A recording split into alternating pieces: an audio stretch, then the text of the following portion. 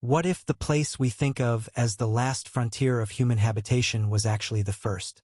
What if the frozen wastes of the Arctic, that realm of perpetual ice and months-long darkness, where even the hardiest souls struggle to survive?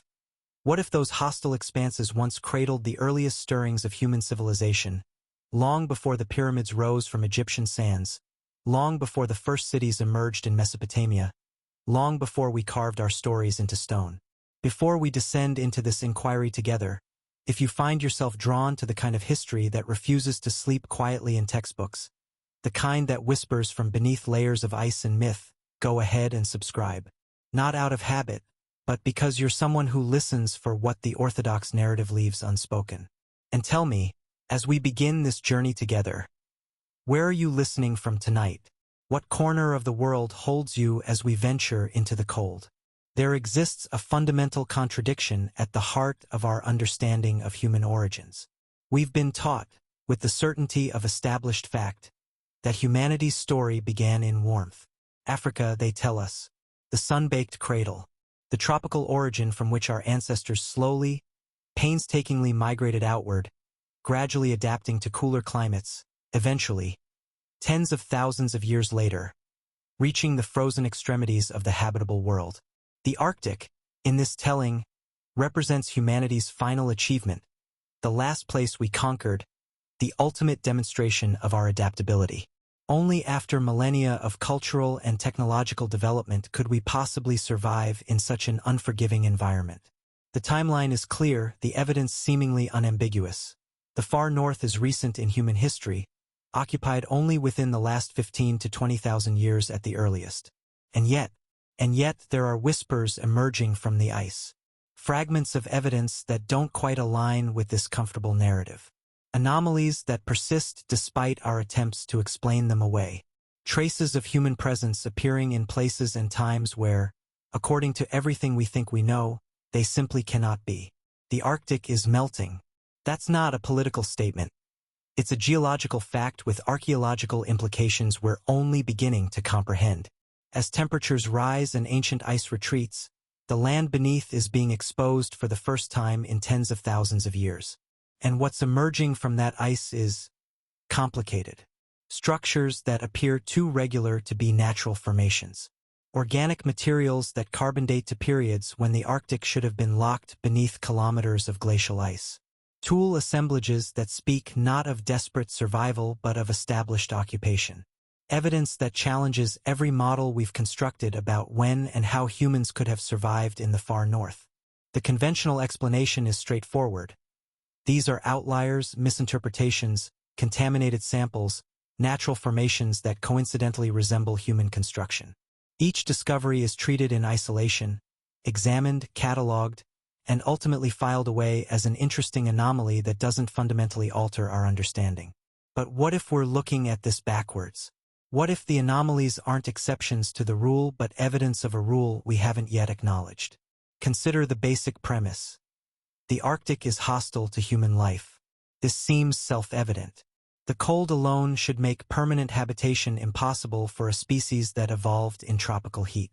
The months of darkness, the scarcity of vegetation, the brutal environmental conditions, all of it points toward a landscape fundamentally incompatible with human civilization. Except that humans live there now. Not just survive, live, thrive, maintain cultures and communities despite conditions that would kill most of us within hours without protection. The Inuit, the Sami, the various indigenous peoples of the circumpolar north have done so. For thousands of years, using technologies that predate the industrial age, tools and techniques that required no modern science to develop. If they can do it, why couldn't earlier humans? Why do we assume that the capability to inhabit extreme cold is recent, when the evidence of current indigenous populations suggests otherwise? What makes us so certain that 30,000 years ago, or 50,000 years ago, humans lacked the cultural sophistication to occupy the Arctic during periods when it was more hospitable than it is today? Because yes, the Arctic was more hospitable. Not continuously, but cyclically. The climate of the far north has oscillated dramatically across the millennia, swinging between periods of brutal glaciation and intervals of relative warmth when conditions would have been not merely survivable but potentially inviting to human populations. These warm intervals, interglacials and interstadials in the technical language, aren't speculation. They're documented in ice cores, in geological strata, in pollen records preserved in lake sediments. During these periods, which could last thousands of years, the Arctic bloomed. Forests grew at latitudes where today only tundra exists. Animal populations flourished. The midnight sun illuminated landscapes that were cold, certainly, but not the barren ice-locked wasteland we imagine when we think of the prehistoric Arctic. And if the Arctic bloomed, if animal populations flourished, if conditions permitted forests and abundant wildlife, then why wouldn't humans have been there? What kept them away, if not our assumption that they couldn't possibly have managed it? The more you examine this assumption, the more it reveals itself as exactly that, an assumption, not a conclusion derived from evidence. We assume humans moved from warm to cold gradually and late in our history. We assume the Arctic was a barrier, not a homeland.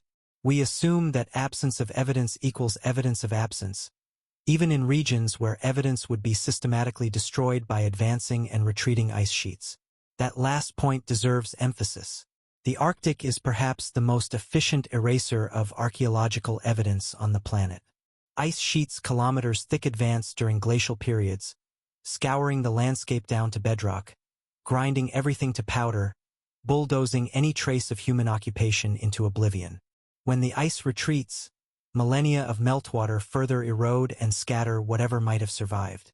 If there were human settlements in the Arctic during previous warm periods, and there have been numerous such periods during the time anatomically modern humans have existed, we would expect to find almost no evidence of them.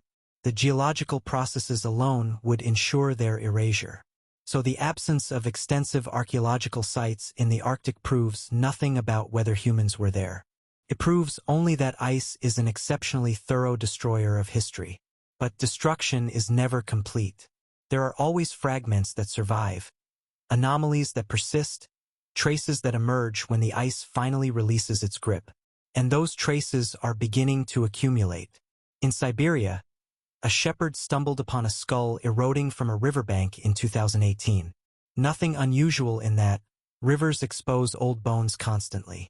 But this skull was different. Carbon dating placed it at 32,000 years old.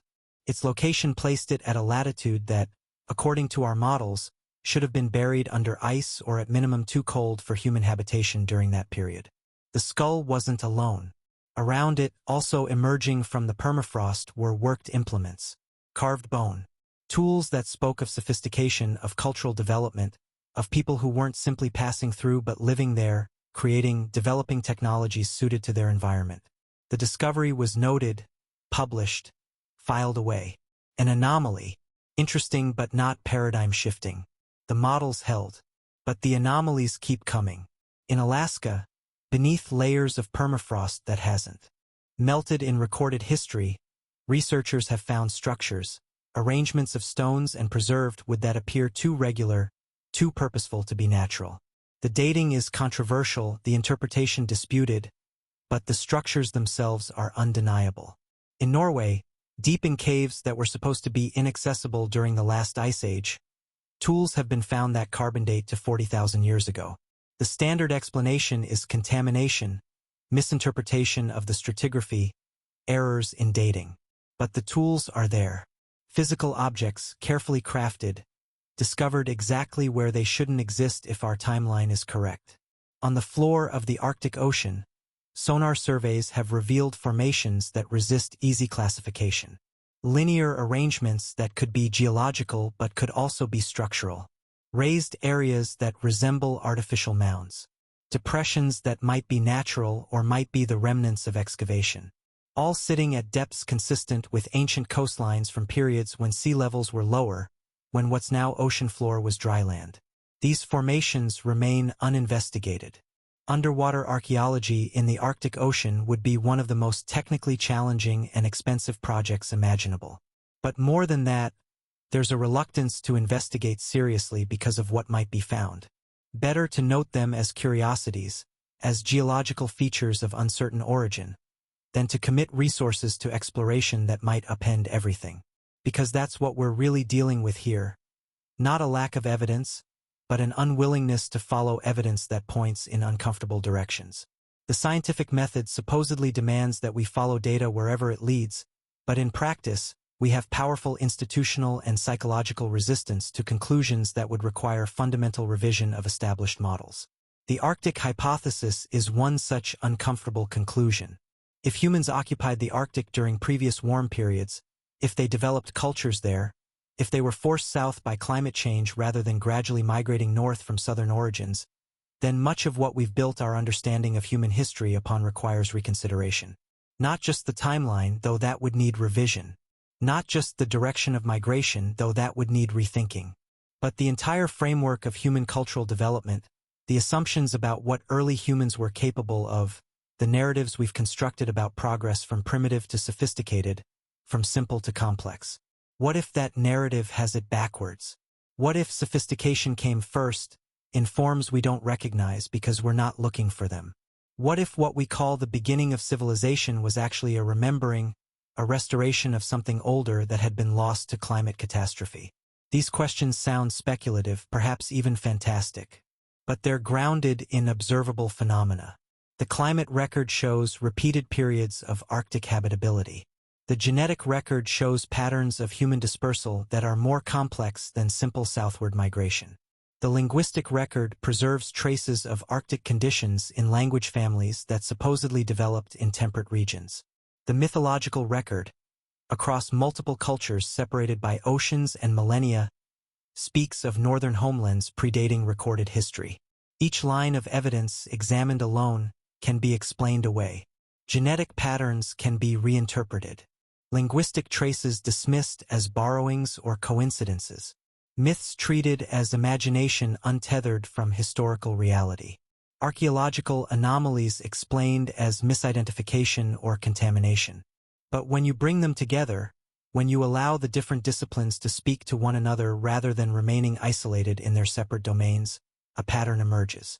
Not proof, not yet, but a pattern compelling enough to warrant serious investigation rather than reflexive dismissal. The mythological evidence alone is striking, not because myths are historically accurate, they're not, at least not in any straightforward sense, but because certain themes, certain specific details, repeat across cultures that had no contact with one another, suggesting not shared imagination but shared memory of something real, however distorted by time and retelling. The Greeks spoke of Hyperborea, a land beyond the north wind where the sun shone for half the year and a blessed people lived in harmony with nature. We've treated this as pure fantasy, as mythological idealization with no geographic reality. But Hyperborea was described as having specific astronomical conditions. A sun that circles the horizon rather than rising and setting, periods of continuous daylight alternating with darkness. These aren't universal mythological themes. They're descriptions of phenomena that occur only at high latitudes. The Vedic texts of India contain similar astronomical references that make no sense for Indian latitudes. Descriptions of dawn lasting for days, of the sun circling rather than rising and setting, of a division of the year into extended light and extended darkness. The scholar Bal Gangadhar Tilak spent decades analyzing these passages and concluded in 1903 that they could only have originated with people living within the Arctic Circle. His work was dismissed. The Arctic was uninhabitable during the periods in question. Therefore, the astronomical references must be misinterpretations or later additions or symbolic rather than literal. The models held, and Tilak's careful analysis was filed away as an interesting but ultimately mistaken effort. But what if he was right? What if the Vedic texts preserve memories of a northern homeland, distorted by thousands of years of transmission but containing at their core genuine knowledge of Arctic conditions? What if the same is true of Hyperborea, of the various northern paradises described in global mythology? The Norse myths are particularly explicit. Asgard, home of the gods, is consistently located in the north. The myths speak of a great winter, Fimbulwinter, 3 years of endless cold that preceded the end of the Old World. This has been treated as apocalyptic prophecy, as mythological symbolism about cosmic cycles. But what if Fimbulwinter was real? What if it was the memory, preserved in story form, of the climate crash that ended the last major warm interval in the Arctic? What if Ragnarok, the end of the world of the gods, was actually history, the fall of an Arctic civilization forced to abandon its homeland as the ice returned? This interpretation makes sense of details that otherwise seem arbitrary. The myths describe not just cold but specifically the effects of sudden, catastrophic climate change. The gods themselves are portrayed not as eternal but as having a beginning and an end, as being tied to a specific place and time. The stories speak of migration, of leaving the north for the south, of knowledge and power that was lost in the transition. Are these just stories? Perhaps. But they're remarkably specific stories, containing details about Arctic conditions, climate catastrophe, and forced migration that would be odd to invent wholesale but would make perfect sense as distorted memories of real events. The Hopi people of North America have oral traditions describing emergence from previous worlds, each of which ended in catastrophe forcing migration to new lands. They speak specifically of coming from the far north, of fleeing cold and darkness, of carrying knowledge from the old world to the new. The fourth world, the current one, is portrayed as the latest in a series, not as the first or only human habitation. Similar stories appear throughout Native American cultures. Emergence myths, migration myths, tales of previous worlds that ended in ice or flood, forcing movement south. We've treated these as universal mythological archetypes, as humans everywhere telling similar stories about origins and transformation. But look at the specifics. Many of these myths describe movement explicitly from north to south. They describe homelands where astronomical conditions were different, where the year divided into extended light and darkness, where ice and cold eventually forced abandonment. These aren't vague mythological themes. They're detailed descriptions of specific conditions and specific experiences. The Inuit themselves have myths of previous peoples who inhabited the Arctic before them. The Tuniat, described as giants, powerful but easily frightened, who built stone structures and hunted in ways different from current Inuit practice. Archaeological evidence confirms that earlier cultures, the Dorset people, the pre-Dorset cultures, did indeed precede the current Inuit populations in the Arctic. But how far back do these cycles of occupation and abandonment go? How many times has the Arctic been inhabited during warm periods and then emptied during glacial advances? How many cultures have risen and fallen in the far north, leaving behind only scattered artifacts and mythological memories? The geological record suggests the pattern has repeated many times. The current ice age, and yes, we're still technically in an ice age, just in a warm interval within it, has been characterized by cycles of glaciation and deglaciation roughly every 100,000 years for the past million years. Each interglacial period sees the ice retreat, the Arctic become accessible, conditions improve dramatically. Each glacial period sees the reverse, as ice sheets advance and the north becomes uninhabitable.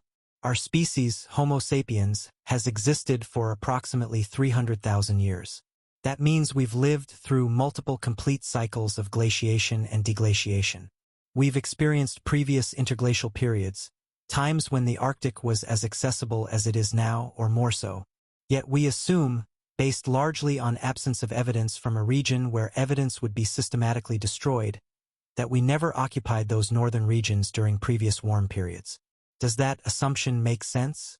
Or is it simply easier to maintain than the alternative, which would require us to accept that human history is longer, more complex, more cyclical than our current models allow?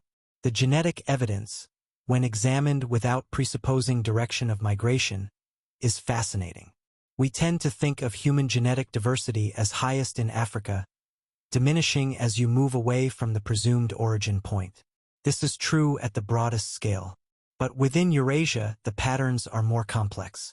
Certain haplogroups, genetic markers that track descent, are oldest in northern populations, becoming progressively younger as you move south.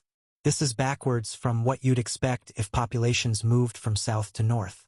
It suggests, at minimum, that northern populations have greater antiquity than we've assumed, that they're not recent arrivals but have deep roots in high latitudes. More intriguingly, there are genetic markers in modern populations that don't fit neatly into any migration model based on southward dispersal from Africa. Markers that seem to imply population structure more ancient and more complex than simple migration paths can explain. Markers that, if we're honest about what they suggest, point to multiple centers of population development over long periods, including potentially in northern regions during previous warm periods. None of this is definitive. Genetics is complex, populations mix, multiple interpretations are usually possible. But the simplest interpretation, that northern populations are old, that they've been in high latitudes for much longer than conventionally assumed, that patterns of dispersal have included southward movement during cold periods, is rarely seriously considered because it contradicts the established framework. The linguistic evidence is perhaps even more suggestive. Languages preserve memory in unique ways. While material culture can be destroyed and genetic markers can be complicated by mixing, words persist. Particularly core vocabulary, words for fundamental concepts and experiences, can be traced back thousands of years through careful reconstruction of proto-languages. And in multiple language families, at the deepest reconstructed levels, there are words for Arctic phenomena. Words for ice conditions, for extended darkness, for the aurora, for conditions and experiences that the speakers of these languages, living in temperate or even warm regions, would never have personally encountered. The standard explanation is borrowing, that these terms entered the languages through contact with northern populations. But that doesn't work for words at the deepest proto-language level, words that predate any plausible contact period. If Proto-Indo-European, for instance, which was spoken thousands of years ago, contains words for Arctic phenomena, then either those words were borrowed from some unknown northern language or the speakers of Proto-Indo-European themselves had experience with Arctic conditions. The second option is rarely entertained because it implies that Indo-European languages originated further north than conventionally believed, that early speakers inhabited regions where Arctic conditions were familiar. This contradicts models that place Proto-Indo-European in the steppes of Central Asia or Anatolia. But what if the models are wrong? What if Proto-Indo-European and other proto-languages with similar Arctic vocabulary originated in circumpolar regions during previous warm periods, with speakers dispersing southward as climate deteriorated, carrying their languages into new territories where Arctic terms became fossils, preserved but no longer relevant to daily experience? This would explain the linguistic traces. It would explain the astronomical references in ancient texts. It would explain the myths of northern homelands.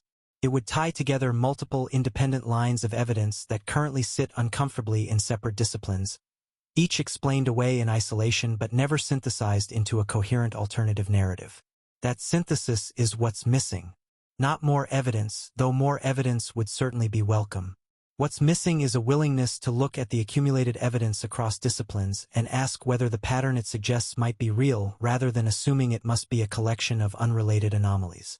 The Arctic hypothesis, that humans occupied high latitudes during previous warm periods, developing cultures there before being forced south by climate change, isn't proven. But it's plausible, grounded in observable phenomena, and capable of explaining anomalies that the current framework struggles with. More importantly, it's testable. The predictions it makes are different from those of conventional models. If it's correct, we should find more evidence of human presence in the Arctic from earlier periods as the ice continues to melt. We should find genetic signatures in northern populations indicating greater antiquity than currently assumed. We should find more linguistic traces of Arctic conditions in proto-languages. We should find that mythological references to northern homelands contain more geographic and climatic specificity than expected for pure imagination.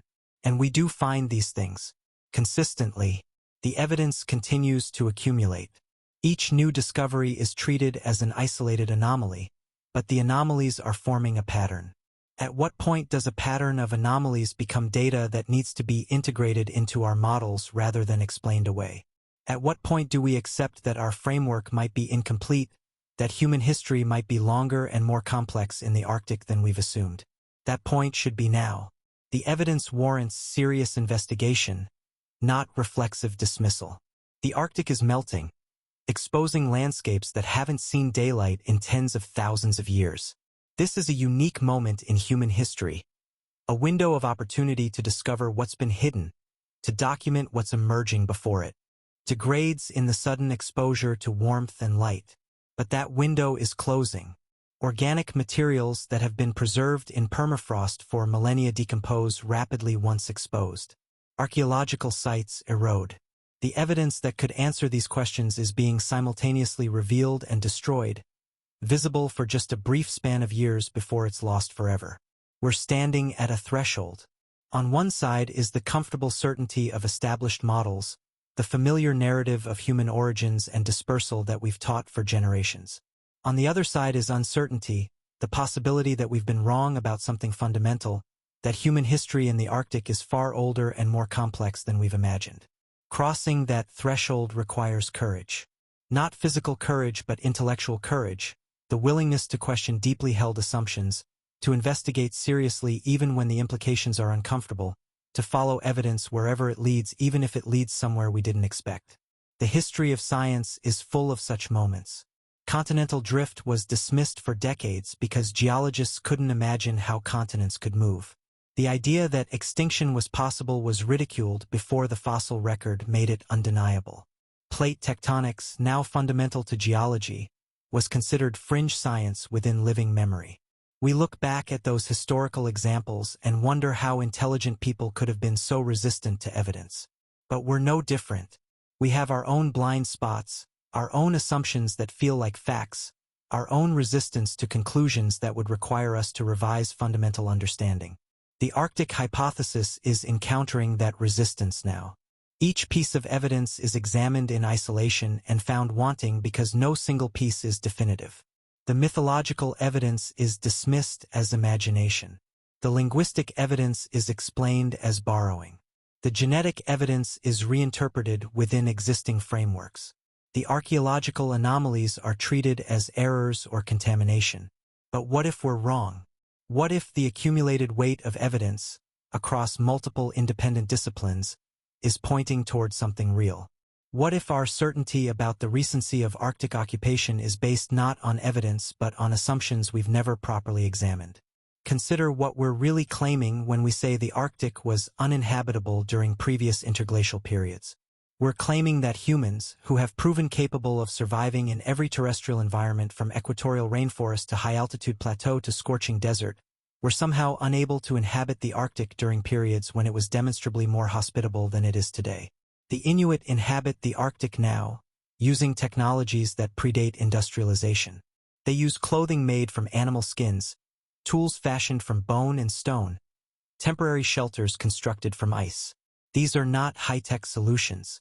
They're sophisticated, certainly representing thousands of years of cultural development and environmental knowledge. But there's nothing about them that would have been beyond the capabilities of humans 30 or 40 or 50,000 years ago. So if modern humans with Stone Age technology can thrive in the Arctic, why couldn't Stone Age humans have done the same during periods when conditions were better?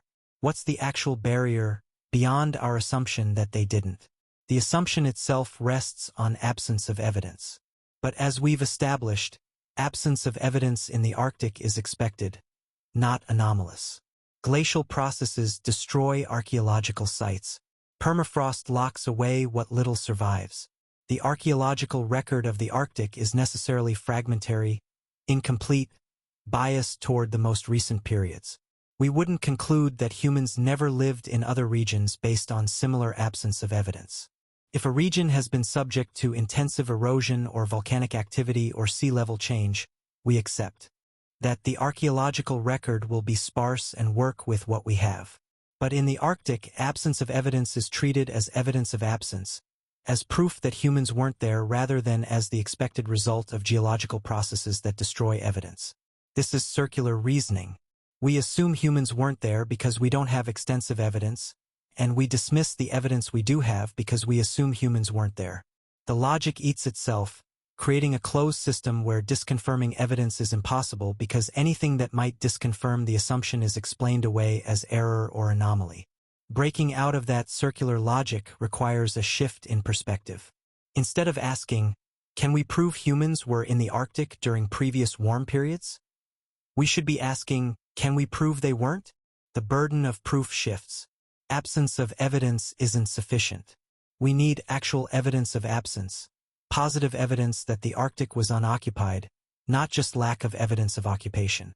And that evidence doesn't exist. How could it? You can't prove an absence, particularly not across tens of thousands of years in a region where evidence would be systematically destroyed. The most we can say is that we haven't found extensive evidence of early Arctic occupation. But we haven't really looked. We haven't committed significant resources to Arctic archaeology because we're certain there's nothing to find. It's a self-fulfilling prophecy. We don't look because we don't believe, and we don't believe because we haven't looked. Meanwhile, the ice melts, exposing evidence that could answer the question definitively. And that evidence degrades before it can be properly studied because we haven't mobilized the resources necessary for systematic investigation. This is what makes the current moment so critical. Climate change, whatever its other implications, is providing us with a unique opportunity. The Arctic is opening.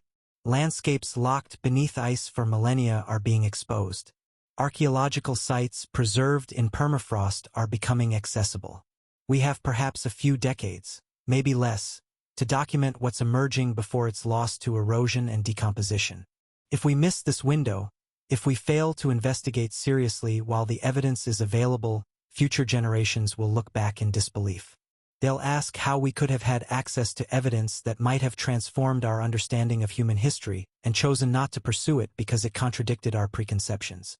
What would proper investigation look like? Not isolated excavations responding to chance discoveries, but systematic programs specifically targeting the Arctic. Surveys of recently deglaciated areas. Underwater archaeology focusing on ancient coastlines now beneath Arctic seas. Comprehensive genetic studies of circumpolar populations. Linguistic analysis specifically examining Arctic vocabulary in proto-languages.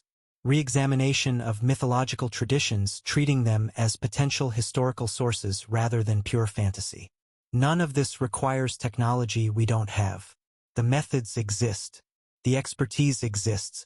What's lacking is the willingness to commit resources to investigating something the mainstream of relevant disciplines has decided can't be there. That unwillingness is understandable, psychologically if not scientifically. Institutions have momentum. Careers are built on established frameworks.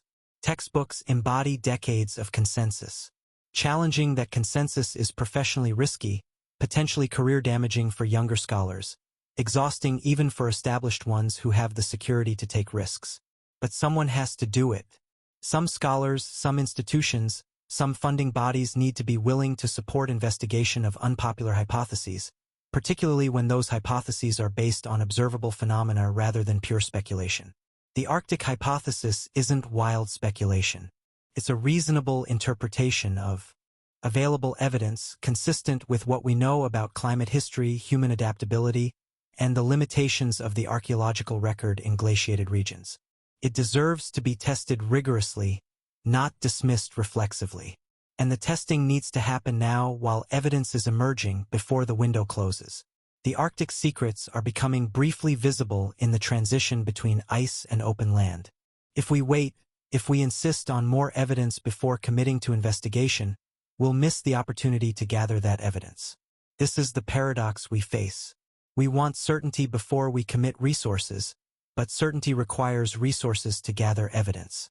We're caught between unwillingness to invest in what might be wrong and inability to prove what's right without investment. The only way forward is to accept uncertainty, to investigate seriously despite not knowing in advance what we'll find. That's uncomfortable.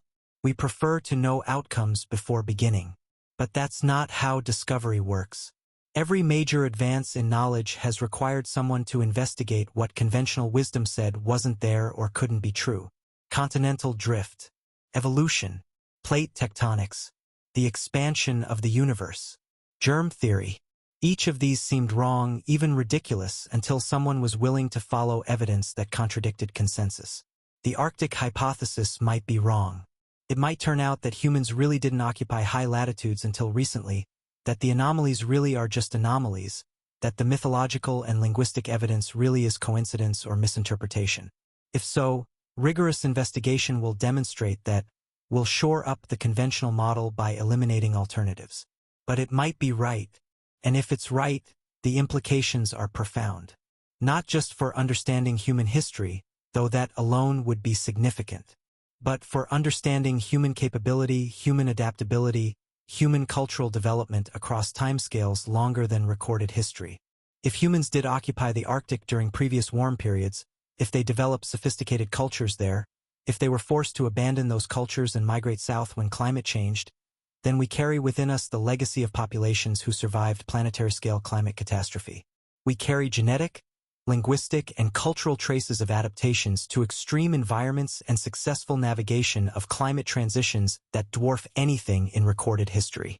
That's not just interesting historically. It's relevant now. We're living through a climate transition. Not the same as the transitions our potential ancestors experienced. Ours is faster, driven by human activity rather than natural cycles. But a transition nonetheless, one that will reshape geography, force population movements, challenge cultural continuity. Understanding how humans have dealt with climate change in the past could provide insights relevant to dealing with climate change in the present. Not direct solutions, the world is too different now for that. But perspective, understanding of what's possible, evidence that humans can maintain cultural continuity through major environmental disruption. The Arctic populations of previous warm periods, if they existed, experienced exactly that. Thousands of years of occupation, cultural development, adaptation to specific environments, followed by catastrophic climate change that rendered their homeland uninhabitable, forcing migration and cultural transformation. Some knowledge would have been lost. Some would have been preserved, carried south, maintained through oral tradition even after its original context was forgotten. We see hints of that preserved knowledge in the mythologies, in the linguistic traces, in cultural practices whose Arctic origins have been forgotten but which persist nonetheless. If we could identify and study those traces systematically, we might learn something valuable about how humans preserve knowledge through cultural disruption. How essential. Information is maintained even when material culture is lost. That's not abstract or purely academic. We're entering a period where maintaining knowledge through disruption may become critically important. Climate change will force population movements. Political instability may fragment communities. Economic transformations may render traditional livelihoods obsolete. The question of how to preserve essential knowledge, how to maintain cultural continuity when material circumstances change radically, is urgently practical. And the Arctic, paradoxically, may hold answers. The far north, which we think of as peripheral to human history, may actually be central to understanding human cultural resilience. If populations there survived climate catastrophe and carried forward essential knowledge, then studying how they did so could provide models relevant to our own challenges. But only if we're willing to investigate. Only if we're willing to take seriously the possibility that the Arctic has been occupied during previous warm periods, that sophisticated cultures existed there, that those cultures left traces we can still find and study if we look seriously. The evidence is there. Fragmentary, yes. Ambiguous, certainly. But consistent across multiple disciplines, forming a pattern that deserves investigation rather than dismissal. The mythological evidence points to northern homelands. The linguistic evidence shows Arctic vocabulary in proto-languages.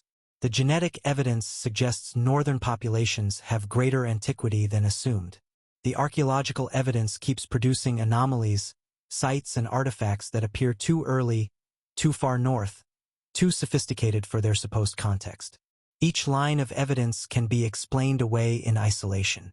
But together, they form a coherent picture. Humans have been in the Arctic longer than we've assumed, have occupied it during previous warm periods, have developed cultures there that were disrupted by climate change, forcing southward migration that distributed Arctic-adapted populations and their cultural knowledge across lower latitudes. This isn't proven. It's a hypothesis, an interpretation of evidence that makes sense of patterns the conventional framework struggles to explain. It needs to be tested. That testing should involve systematic investigation of the Arctic, particularly regions recently exposed by ice retreat. It should involve interdisciplinary collaboration, bringing together archaeologists, geneticists, linguists, climate scientists, and scholars of mythology to examine evidence holistically rather than in disciplinary isolation. And it needs to happen now.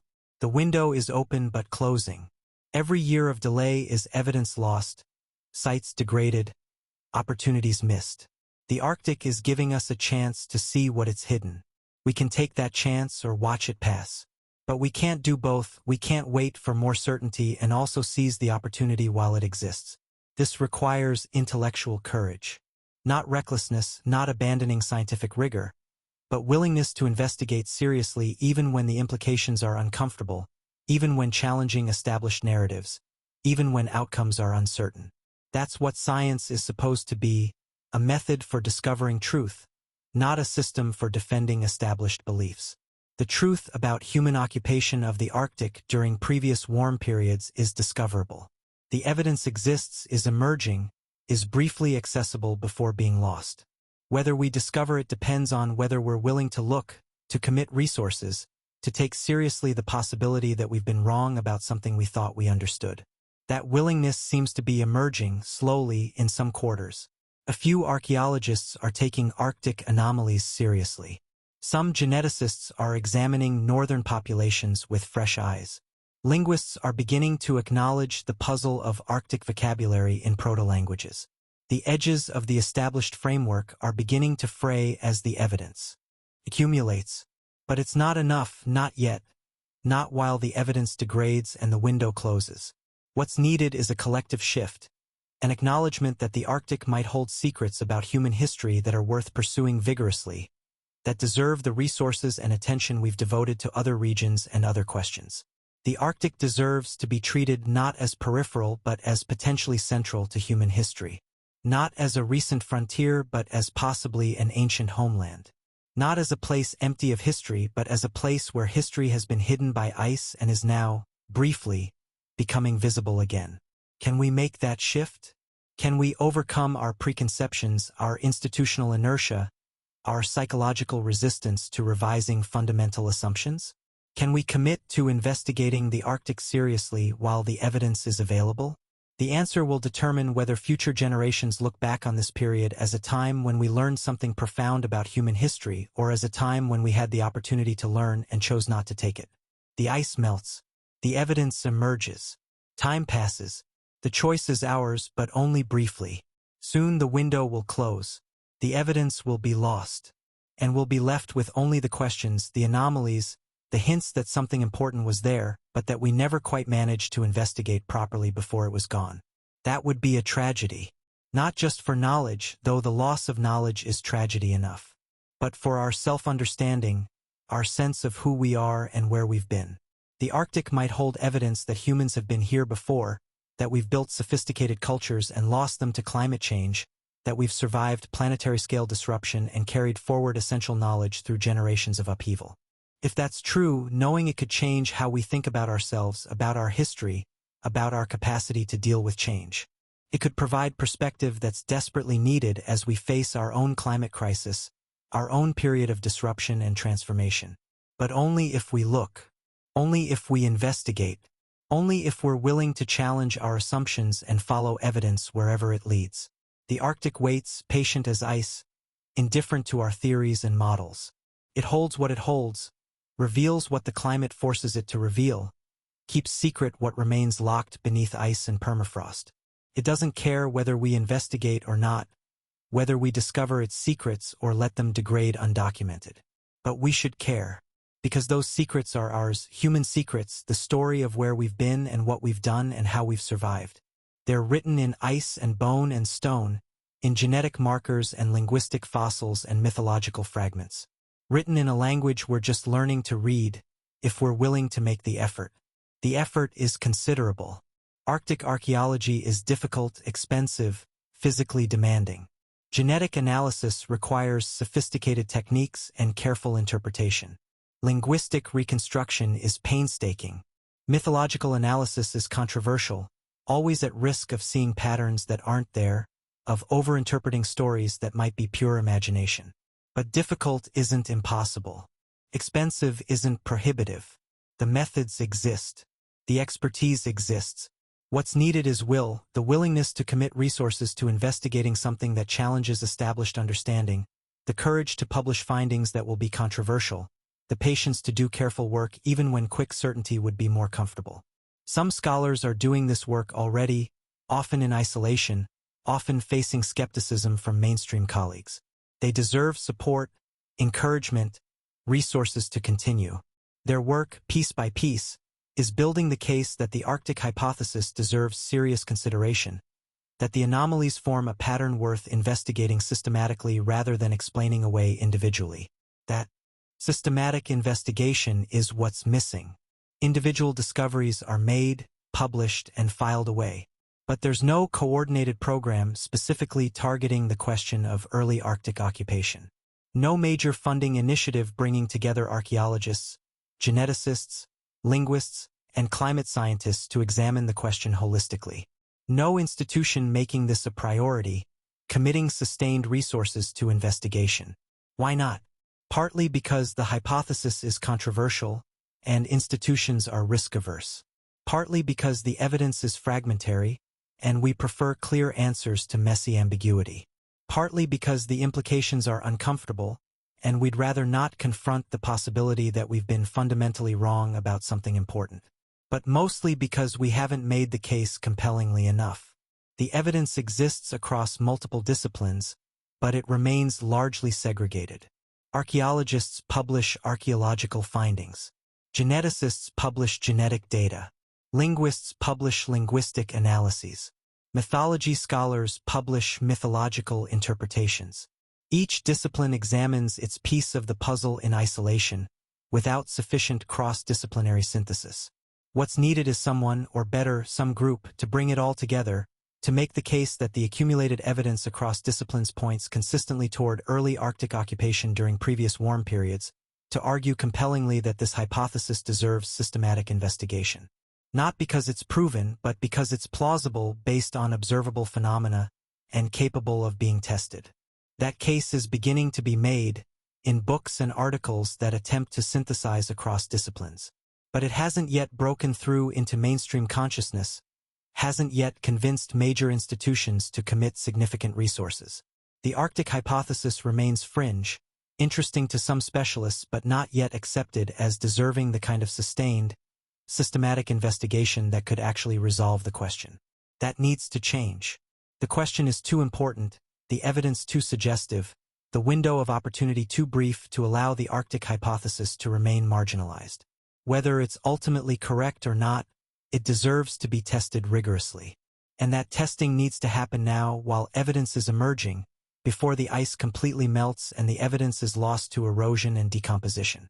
What would convince mainstream institutions to take this seriously? Perhaps continued accumulation of anomalies, reaching a critical mass that can no longer be dismissed as isolated errors. Perhaps a particularly dramatic discovery, a well-preserved Arctic site dating to an earlier period than currently accepted, with clear evidence of sophisticated occupation. Perhaps a synthesis that makes the cross-disciplinary case so compellingly that it can't be ignored. Or perhaps it will take generational change, younger scholars entering the field without the same investment in established models, willing to question assumptions their predecessors treated as settled. Often in science, major paradigm shifts happen not because established scholars are convinced, but because they retire and are replaced by a new generation that thinks differently. That's slow, though, and we don't have unlimited time. The evidence is emerging now, degrading now, being lost now.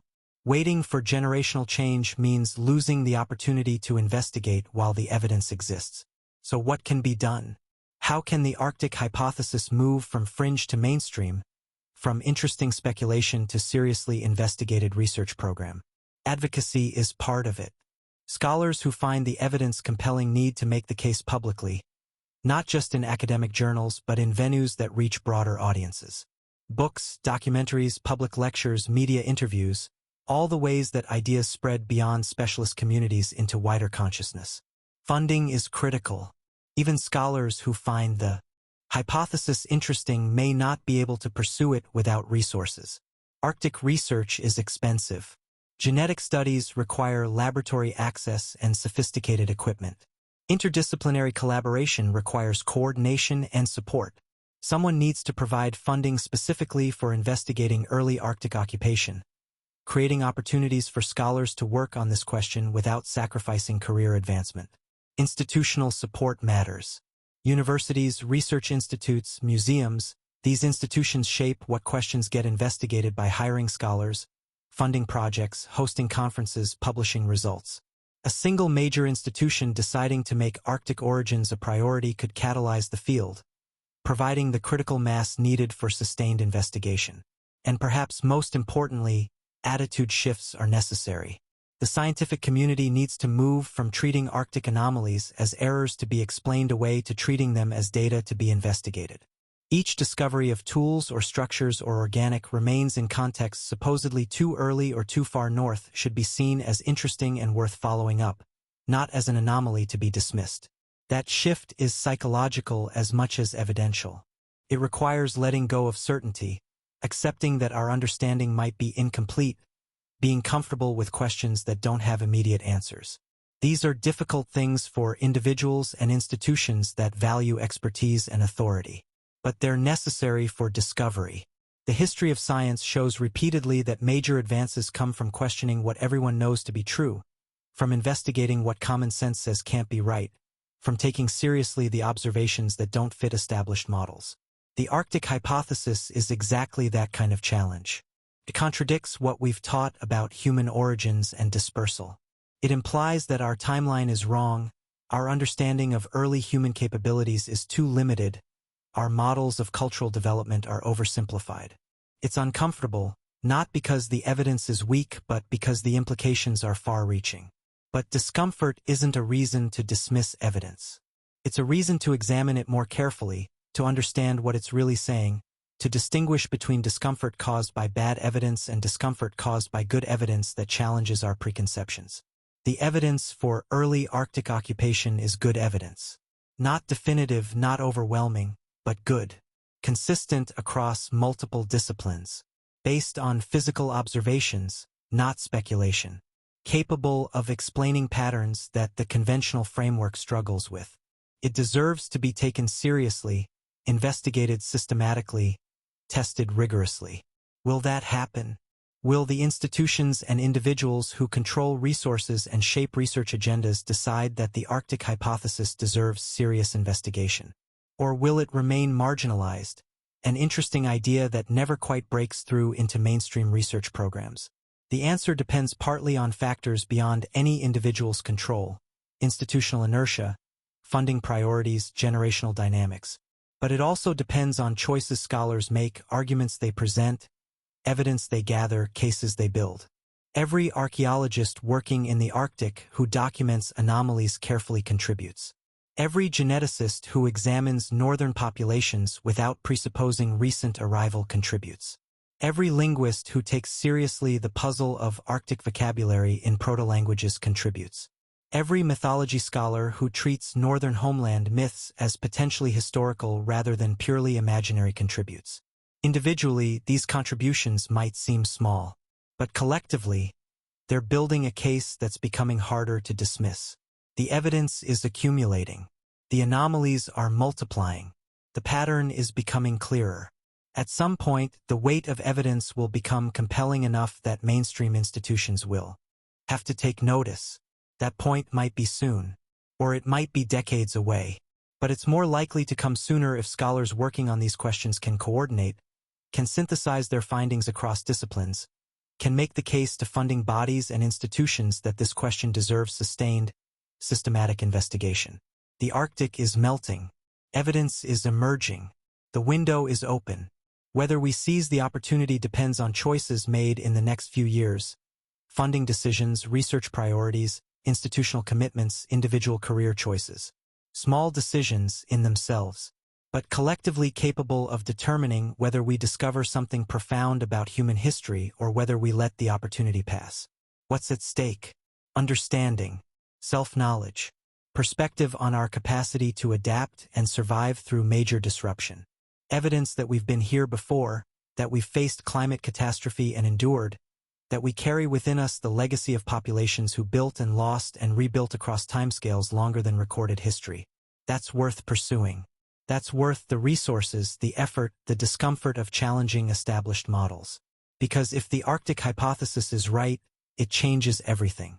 Not just the details of human history, but our understanding of human nature, human capability, human potential. And even if it's wrong, the investigation is worthwhile. Because the question is important enough that we should know the answer definitively, should have tested the hypothesis rigorously rather than dismissing it based on preconception. Science advances by testing ideas, not by protecting them from examination. The Arctic offers us that opportunity.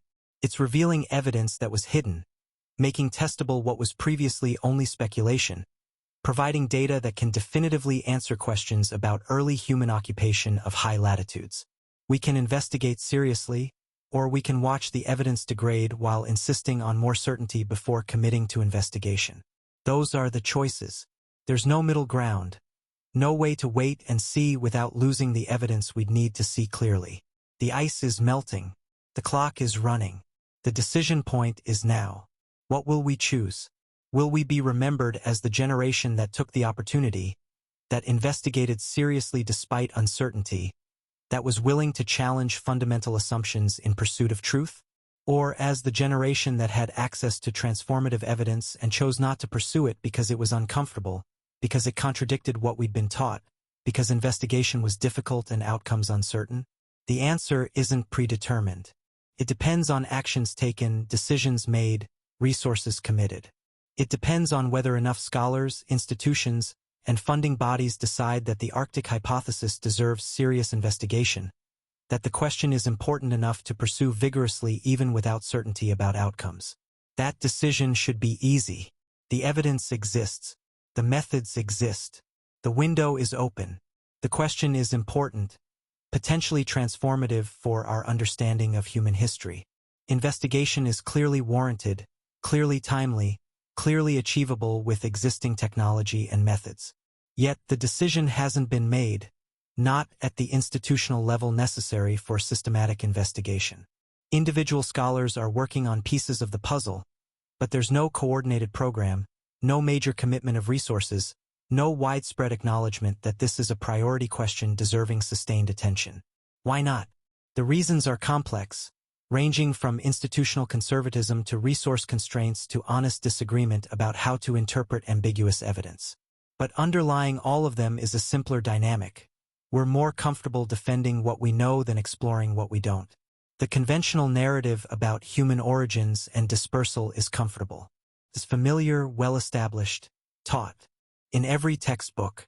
Challenging it requires admitting that we might have been wrong, that our understanding might be incomplete, that the story we've told for generations might need fundamental revision. That's uncomfortable, not because the evidence for revision is weak, but because the implications of being wrong about something so fundamental are disturbing. If we've been wrong about when and how humans occupied the Arctic, what else might we be wrong about? How much of our understanding of human history rests on assumptions we've never properly examined? These are unsettling questions, but they're also necessary questions. Science progresses by questioning assumptions, by examining foundations, by being willing to revise understanding when evidence demands it. That's not weakness, it's strength. It's what distinguishes science from dogma. The Arctic hypothesis deserves to be examined scientifically, not dismissed defensively. It deserves systematic investigation, rigorous testing, honest evaluation of evidence. If it's wrong, investigation will demonstrate that, will shore up the conventional narrative by eliminating an alternative. If it's right, investigation will transform our understanding of human history in ways that are profound and far-reaching. Either way, investigation is warranted. Either way, we learn something important. The only way we fail is if we don't investigate, if we let the evidence degrade while insisting on certainty before commitment, if we allow preconception to prevent examination of an important and testable hypothesis. That failure would be particularly tragic because it's avoidable. We have the means to investigate. We have the methods, the technology, the expertise. What's lacking is will, the collective decision to make this a priority, to commit resources, to take seriously the possibility that the Arctic holds secrets about human history that are worth pursuing vigorously. That decision could still be made. It's not too late, not yet, though the window is closing. The ice continues to melt. Evidence continues to emerge and degrade. Time continues to pass. But opportunity remains, for now, if we act quickly, if we commit seriously, if we decide that understanding human history in the Arctic is important enough to pursue despite uncertainty and discomfort. What would it take to make that decision? What would convince institutions to commit resources, scholars to devote careers, funding bodies to support investigation? Perhaps a synthesis that makes the case compellingly, that brings together evidence from multiple disciplines into a coherent narrative. Perhaps a particularly dramatic discovery that forces reconsideration. Perhaps simply continued accumulation of anomalies that eventually overwhelms resistance to revision. Or perhaps it requires something simpler. A collective willingness to admit that we don't know as much as we think we do. That human history is longer and more complex than our models capture. That the Arctic might hold surprises worth discovering. That willingness seems to be growing slowly in some quarters. More scholars are taking Arctic anomalies seriously. More publications are questioning conventional timelines. More institutions are funding Arctic research, even if not yet specifically focused on early occupation. These are encouraging signs. They suggest that the conversation is shifting, that the evidence is beginning to accumulate to a level that can't be ignored, that the Arctic hypothesis is moving from fringe to at least potentially mainstream. But the shift needs to accelerate. The window won't stay open indefinitely. The evidence emerging from melting ice and thawing permafrost is degrading on timescales measured in years and decades, not centuries. We have perhaps one generation, maybe two if we're lucky, to document what's emerging before it's lost forever. That's not much time, not for the kind of systematic investigation needed to properly test the Arctic hypothesis. But it's enough time if we act decisively, if we commit resources, if we make this a priority. Enough time to survey exposed landscapes, to excavate emerging sites, to collect and analyze genetic samples, to document before degradation becomes complete. But only if we start now.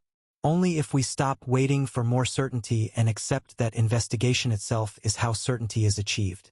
Only if we're willing to commit resources to exploring something that might not pan out, understanding that the risk of being wrong is less than the risk of never knowing because we failed to investigate while evidence was available. This is the crux of it. We're at a decision point. The Arctic is offering us evidence. We can investigate seriously or we can watch it pass. But we can't do both. We can't wait for more certainty and also seize the opportunity while it exists. Time doesn't stop. Evidence doesn't pause its degradation waiting for us to become comfortable enough to examine it. The decision to investigate or not will be made, whether deliberately or by default. If we don't actively choose to investigate, we're choosing by default to let the opportunity pass. Inaction is a choice with consequences as real as any deliberate decision. So what will it be? What will we choose?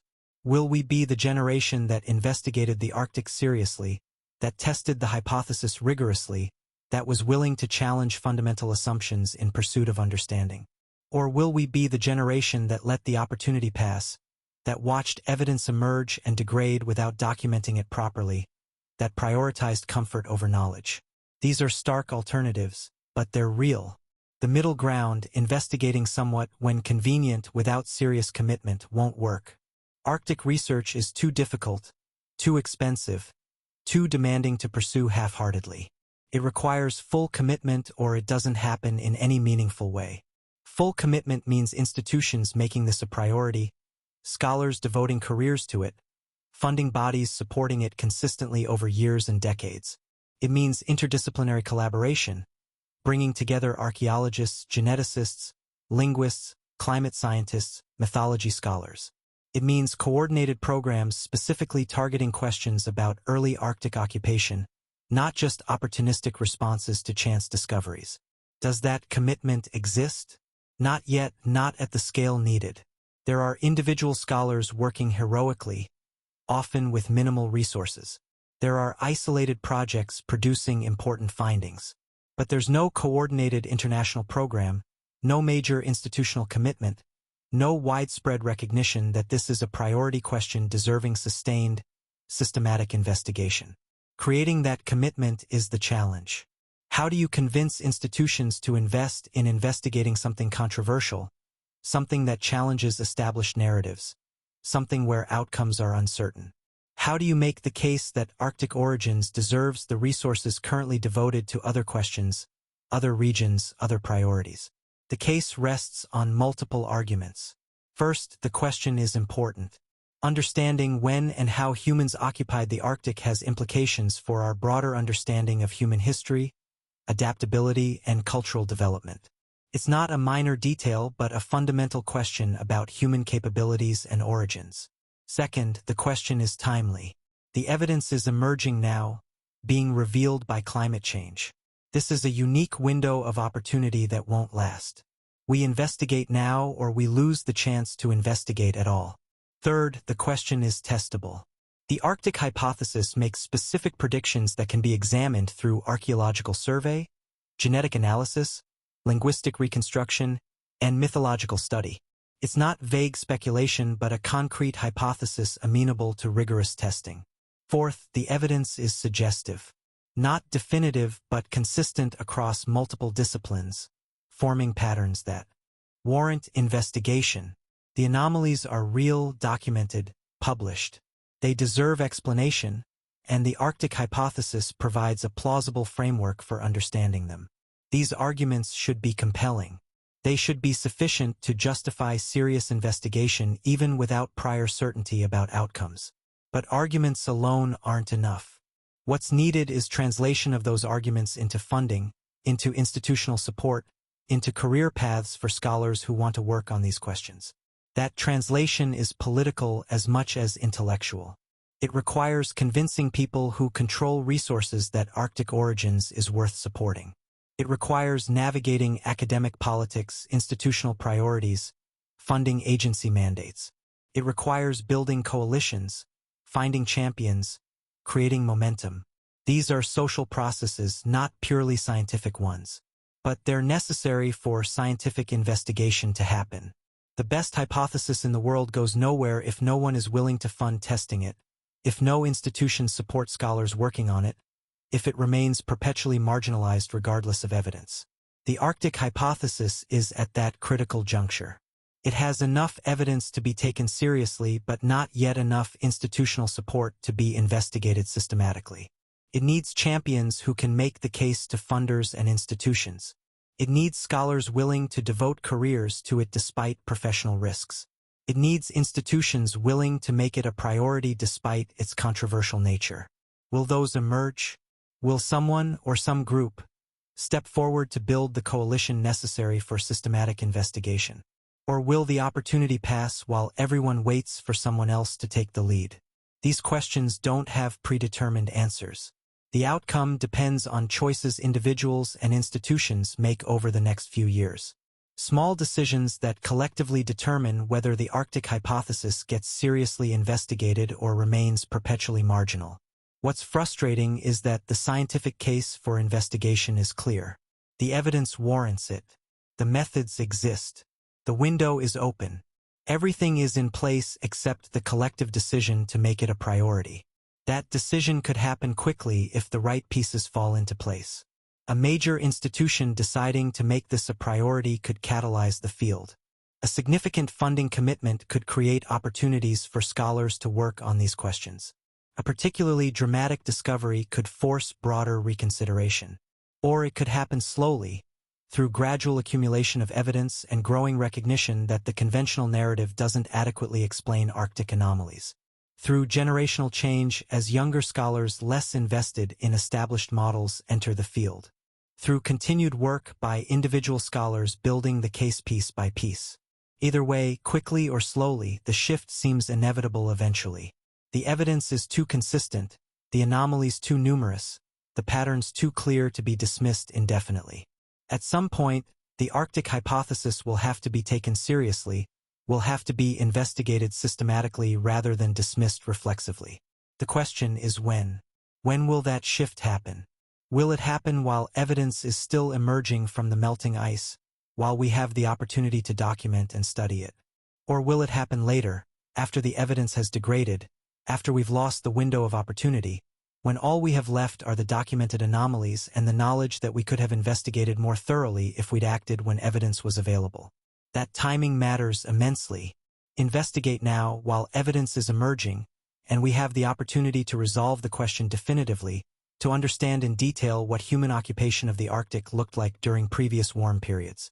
Investigate later, after the window closes, and we're left with only partial understanding, documented anomalies without the context. Needed to interpret them fully. So the urgency is real, not manufactured. The window is closing on a timescale measured in decades, possibly less. The decisions made now, about resource allocation and research priorities and institutional commitments, will determine whether we seize this opportunity or watch it pass. Those decisions rest with people who have power over resources and priorities. Funding agency directors, university administrators, senior scholars who advise students and shape research agendas, journal editors who decide what gets published, conference organizers who determine what topics get discussed. Each of these individuals has some influence over whether the Arctic hypothesis gets investigated seriously. And collectively, their decisions will determine the outcome. If enough of them decide it's worth pursuing, investigation will happen. If they remain skeptical or uncommitted, it won't, at least not at the scale needed to properly test the hypothesis. What would convince them? Evidence, certainly. But evidence exists already, and hasn't yet convinced mainstream institutions to commit seriously. So something more is needed. Perhaps advocacy, scholars making the case publicly and persistently, building awareness that this is an important question deserving attention. Perhaps coalition building, groups of scholars across disciplines working together to demonstrate that the evidence is consistent across multiple lines of inquiry. Perhaps simply persistence, continuing to work on these questions despite lack of mainstream support, accumulating enough findings that they can't be ignored. All of these are happening to some degree. Individual scholars are advocating for serious investigation of Arctic origins. Interdisciplinary conversations are beginning, bringing together archaeologists, geneticists, linguists. Findings continue to accumulate, published in journals if not yet integrated into mainstream narratives. So the groundwork is being laid. The case is being built. The question is whether it's being built fast enough, whether the shift will happen while evidence is still emerging, whether the window will stay open long enough for investigation to occur. That's uncertain. The ice melts on its own timeline, indifferent to human decision-making processes. Evidence emerges and degrades whether we're ready to investigate or not. We can't control the pace of climate change or the rate at which Arctic landscapes are exposed.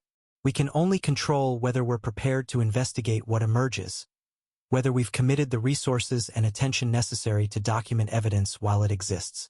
That preparation is incomplete. We're not yet mobilized to take full advantage of the opportunity climate change is providing. There are scholars working on relevant questions, but not in a coordinated way. There's funding for some Arctic research, but not specifically focused on testing hypotheses about early occupation. There's interest in the question, but not yet at a level that translates into systematic investigation. Closing that gap between interest and action is the immediate challenge. How do we move from "this is interesting" to "this is a priority deserving significant resources"? How do we translate evidence and arguments into institutional commitment and funding support? There's no single answer, no magic bullet. It requires work on multiple fronts simultaneously. Continued research producing evidence that accumulates into a compelling case. Public communication building awareness beyond specialist communities. Coalition building creating networks of scholars across disciplines. Advocacy with funding agencies and institutions. Persistence despite resistance and skepticism. These are all happening to varying degrees. What's needed is intensification, acceleration, increased coordination. The pieces exist but need to be brought together into a coherent effort to investigate Arctic origins systematically while evidence is available. Can that happen? Can the necessary coalition be built, the funding secured, the institutional support generated, all on a timeline that allows investigation while the window is open? It's possible. It's not certain, but it's possible if enough people decide it's important enough to pursue vigorously. That decision, to pursue vigorously rather than maintain casual interest, is what's missing. Arctic origins is interesting to many scholars, but interesting isn't enough. It needs to be a priority, something worth devoting significant resources to, something that careers can be built on without undue risk, something institutions are willing to support prominently rather than tolerating marginally. Making that shift from interesting to priority requires demonstrating that the question is important, timely, and tractable. Important because it has implications for understanding human history, adaptability, and cultural development. Timely because evidence is emerging now and won't be available later. Tractable because the hypothesis is testable with existing methods and technology. All three conditions are met. The case is there to be made. What's needed is for enough people in positions of influence to be convinced, to decide that Arctic origins deserves prominent support rather than marginal tolerance. That's happening slowly. Each paper published, each anomaly documented, each interdisciplinary conversation moves the needle slightly. The question is whether it's moving fast enough, whether critical mass will be achieved while the window is open, whether the shift from marginal to mainstream will happen on a timeline that allows proper investigation. No one can predict that with certainty. Social dynamics in academic fields are complex, influenced by many factors beyond pure evidence. Sometimes shifts happen quickly when the right catalyst appears. Sometimes they happen slowly through gradual accumulation. Sometimes they don't happen at all, with good ideas remaining perpetually marginal for reasons that are more social than scientific. The Arctic hypothesis could follow any of these trajectories. It could break through quickly if the right discovery or synthesis catalyzes broader interest. It could continue gaining ground gradually until it achieves mainstream acceptance.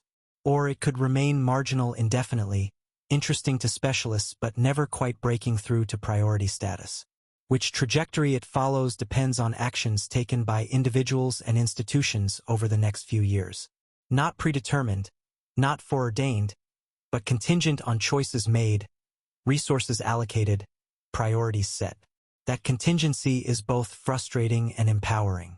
Frustrating because there's no guarantee that good evidence and sound arguments will translate into investigation. Social dynamics don't always reward merit. But empowering because it means outcomes aren't fixed, that effort can make a difference, that individuals and groups working towards serious investigation of Arctic origins can actually influence whether it happens. So there's agency here, room for people who care about this question to work toward getting it investigated properly. Not guaranteed success, but not predetermined failure either. Real possibility that exists to be seized or lost depending on what people do. What should people who care about this question do? Multiple things depending on their position and capabilities. Scholars can continue researching, publishing findings, building the case that Arctic origins deserves serious attention. They can collaborate across disciplines, demonstrating that evidence is consistent across multiple lines of inquiry. They can advocate publicly, writing for broader audiences, doing media interviews, building awareness beyond specialist communities. Funders can support research on Arctic origins, creating grant programs specifically focused on testing hypotheses about early occupation. They can fund interdisciplinary collaborations that bring together archaeologists, geneticists, linguists, climate scientists. They can support rapid response archaeology that documents sites as they emerge from melting ice before degradation destroys evidence. Institutions can make Arctic origins a priority, hiring scholars who work on it, creating research centers focused on it, hosting conferences that bring together specialists from different disciplines. They can commit to long-term programs rather than one-off projects, recognizing that resolving these questions requires sustained effort over years and decades. Individuals without direct involvement in research can still contribute by supporting scholars who work on these questions, by engaging with public-facing content about Arctic origins, by creating demand for this kind of research that influences how institutions allocate resources. All of these contributions matter. None is sufficient alone, but collectively they can create the momentum needed to shift Arctic origins from marginal interest to research priority. That's how academic fields change. Not through single breakthroughs, but through accumulated effort by many people working towards similar goals. That effort is underway but needs to intensify. The window is open but closing. The opportunity exists but won't last indefinitely. What happens depends on whether the collective effort is sufficient to achieve the shift before the window closes, before evidence degrades beyond recovery, before the opportunity passes. Time will tell. But time doesn't stop to see whether we're ready. It passes regardless, carrying with it the opportunity to investigate or the regret of having failed to do so. Which of those we end up with depends on choices made now, actions taken over the next few years, priorities set by individuals and institutions with influence over how research gets done. The ice melts, evidence emerges, the clock runs, and we decide, through action or inaction, through commitment or hesitation, through prioritization or neglect, whether we investigate the Arctic's secrets while they're briefly visible or whether we let them degrade unwatched, undocumented, understood only through the fragmentary hints that will be all that remains once the window closes. That decision is being made now, whether consciously or by default. Every year of delay is opportunity lost. Every funding cycle that passes without supporting Arctic origins research is a missed chance.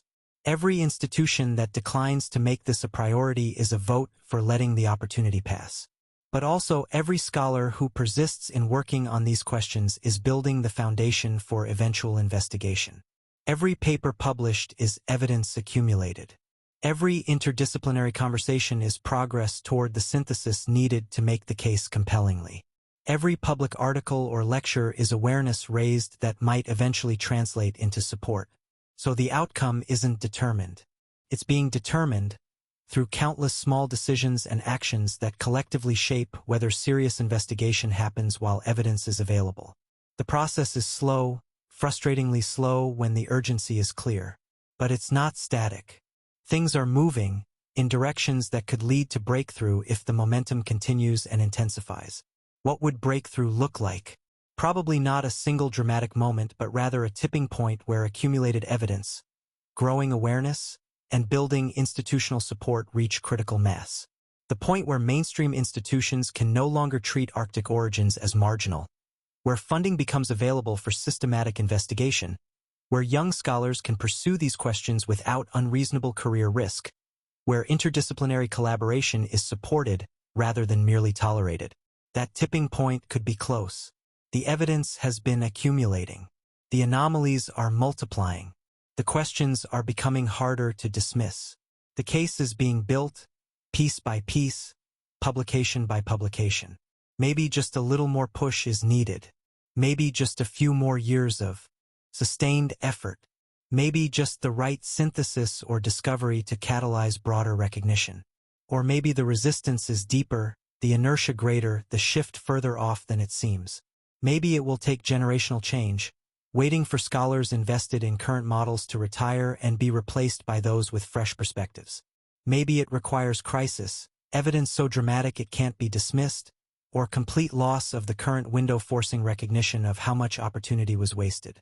No way to know which without the perspective that only time provides. But the uncertainty isn't a reason for inaction. It's a reason for action, for working towards serious investigation without knowing for certain whether the effort will succeed, for building the case and creating the conditions where investigation could happen, for persisting despite uncertainty and resistance. Because the alternative, doing nothing, waiting for certainty, declining to act because outcomes aren't guaranteed, ensures failure. If no one works towards serious investigation of Arctic origins, it definitely won't happen. If people do work toward it, it might happen. The probability of success is unknown but definitely higher than zero. So effort is worthwhile even without certainty. Even if the probability of success is modest, it's better than the certainty of failure that comes from inaction. And the potential payoff, understanding human history in the Arctic, learning about our capacity to adapt and survive major climate change, gaining perspective on cultural continuity through disruption, makes the effort worthwhile even if chances of success are uncertain. That's the calculation underlying continued work on Arctic origins despite mainstream resistance. Not certainty of success, but sufficient probability to justify effort. Not guaranteed payoff, but sufficient potential importance to warrant investment. Not easy path, but path worth walking despite difficulty. Scholars working on these questions understand this. They persist despite resistance because the questions matter, because the evidence is suggestive, because someone needs to investigate even if mainstream institutions aren't yet committed. They're building the foundation for eventual breakthrough, whether that comes in their careers or later. That persistence deserves support. Not just from other scholars but from broader communities interested in understanding human history. From people who find these questions fascinating and want to see them investigated properly. from institutions willing to support scholarship that challenges conventional narratives, from funders willing to invest in research where outcomes are uncertain but potential implications are significant. That support is gradually materializing. More institutions are funding Arctic research. More scholars are working on relevant questions. More interdisciplinary conversations are happening. More publications are questioning conventional timelines for Arctic occupation. The pieces are coming together, slowly but noticeably. Whether they come together fast enough is the question. Fast enough meaning, while evidence is still emerging from melting ice, while sites are exposed but not yet degraded beyond study, while the window of opportunity remains open, that's measured in years and decades, not centuries. The timeline is compressed by the pace of climate change. So there's genuine urgency despite the slow pace of academic change. The ice doesn't wait for institutions to reach consensus. Evidence emerges and degrades on geological timelines that are rapid compared to institutional decision-making. The mismatch creates real risk that the window will close before investigation is properly mobilized. That risk is worth emphasizing because it's not hypothetical. Every year, more permafrost melts, more sites are exposed, more organic material begins degrading. Every year, we lose evidence that will never be recoverable. The losses are real, accumulating, irreversible. We can't stop those losses. We can't freeze the Arctic in place while we decide whether to investigate. We can only document what emerges before it's gone, or watch it disappear while wishing we'd acted sooner. Those are the options. There's no middle ground that preserves evidence indefinitely while we take our time deciding. That reality should concentrate minds, should create urgency around investigating while opportunity exists. But institutional change is slow, resistant to urgency, governed by processes that prioritize deliberation over speed. The mismatch between the pace at which evidence is being lost and the pace at which institutions respond is the central challenge. How do you accelerate institutional change without sacrificing rigor? How do you create urgency without descending into recklessness? How do you mobilize resources quickly while still making careful, considered decisions about how to deploy them? These are hard questions without easy answers. But they're necessary questions if we want to investigate the Arctic seriously while evidence remains available. Simply accepting that institutions change slowly is equivalent to accepting that we'll miss the window, that evidence will be lost before investigation is properly mobilized. That's unacceptable.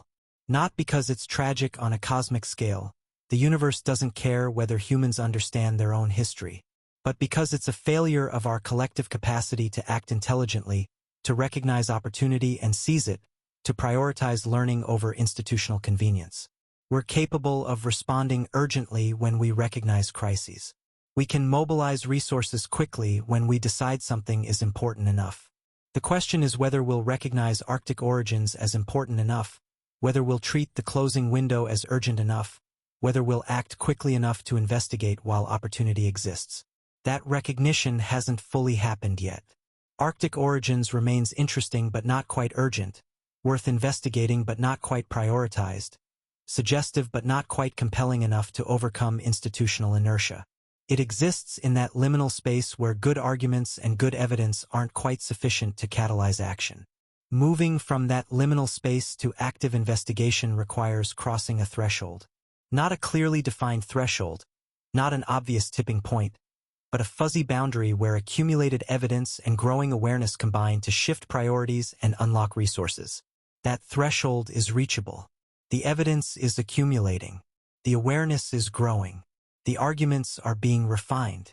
Each publication, each discovery, each interdisciplinary conversation moves us incrementally closer. The question is whether we'll cross the threshold before the window closes, whether momentum will build fast enough to enable investigation while evidence exists. Predicting that is impossible. Social dynamics in academic fields are too complex, influenced by too many factors, to allow confident predictions about timing. But striving toward it is possible. Working to accumulate evidence, refine arguments, build coalitions, raise awareness, advocate for resources. All of this is possible, and all of it increases the probability that the threshold gets crossed soon enough. So that's what's needed. Continued effort by everyone who finds these questions important. Scholars continuing to research and publish. Advocates continuing to make the case publicly. Institutions continuing to increase support incrementally. Funders continuing to create opportunities. All of it accumulating, building momentum, moving toward the critical mass needed for systematic investigation. Will it be enough? Will it happen fast enough? Those questions don't have predetermined answers. The outcome depends on choices being made now, effort being invested, priorities being set. It's contingent, uncertain, dependent on human agency in ways that are both frustrating and empowering. Frustrating because there's no guarantee. Empowering because it means effort matters, that work toward investigation can actually influence whether it happens. The outcome isn't fixed. It's being determined through countless small actions and decisions that collectively shape whether we seize this opportunity or watch it pass. And seizing it matters. Not just for academic reasons, though understanding human history is valuable in itself, but for practical reasons, for what it might teach us about human adaptability, about maintaining culture through climate catastrophe, about preserving knowledge when material circumstances change radically. We're living through a climate transition. Not the same as previous transitions, ours is faster, anthropogenic, driven by industrial activity rather than natural cycles. But a transition nonetheless, one that will reshape geography, force population movements, challenge cultural continuity in ways that haven't been experienced in recorded history. If humans did occupy the Arctic during previous warm periods, if they built cultures there and then had to abandon them when climate changed, then they experienced exactly what we're beginning to experience. Climate-driven disruption of established ways of life, forced migration, need to adapt and rebuild in new circumstances. We could learn from that experience. Not direct lessons, the world is too different now, but principles, patterns, insights into how humans maintain essential knowledge through disruption, how cultures preserve identity through forced migration, how populations adapt when home becomes uninhabitable.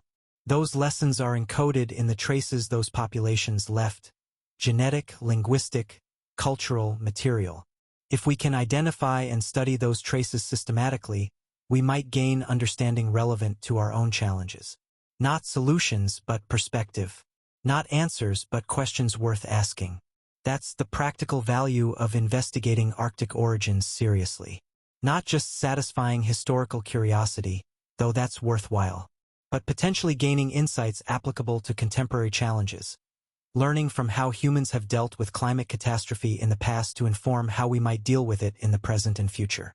That value is hard to quantify, hard to promise definitively, hard to use as justification when advocating for resources.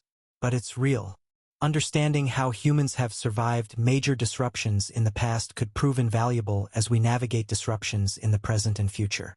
So investigating Arctic origins isn't just about the past. It's about the present and future too.